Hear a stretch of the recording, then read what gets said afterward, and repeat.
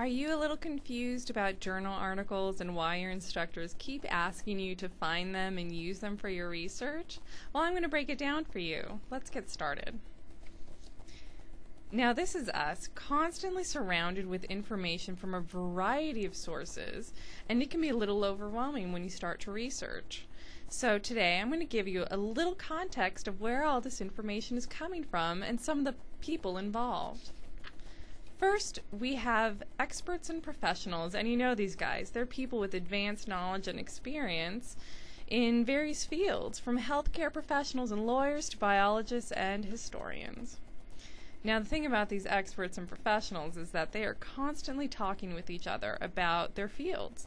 They present, discuss, and argue best practices, the latest research developments, and on and on. Now, as students, to find out what's really going on in a field, we want to tap right into this source. So the question for us is, where is this huge discussion happening? Now, traditionally, this discussion has taken place in academic journals, professional magazines, and books, where the experts can broadcast their research, analysis, and so forth to a wide, even international audience.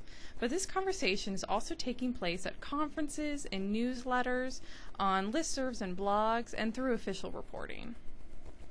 The funny thing about this big discussion, however, is that sometimes we don't really know what they're talking about. As students, we're still learning the lingo and the concepts and the specific people involved. So let me introduce you to someone you're probably pretty familiar with, someone I like to call the middleman. Now, basically, a middleman is anyone who will break down complex issues, events, and ideas and make them easily understandable to the general public. So, who is the middleman? Traditionally, the middleman can be newspapers, television, radio, and internet news sources, popular magazines, and a variety of popular websites.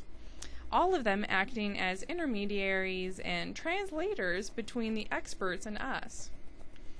But one of the most important things to keep in mind as a student is that you don't have to go through a middleman. You don't have to have your information filtered for you. You can get your information directly from the source, particularly experts in your field of study. But this doesn't help with the original problem that we still don't always get everything that they're talking about. But there is good news. You do have other options. First, we have reference material here in the library that include encyclopedias and dictionaries, places where you can look up terms and concepts, things you're not too familiar with, and just get a general background on a topic. Many of these sources are written by professionals, so you can have an expert breakdown on a topic or term. But as another option, you can also talk to local professionals, including your faculty advisors and instructors. And you know what? You may know an expert in the field you're studying who may be outside the college. And remember, as you work through your courses and fields of study, you're taking the steps that will one day make you the expert.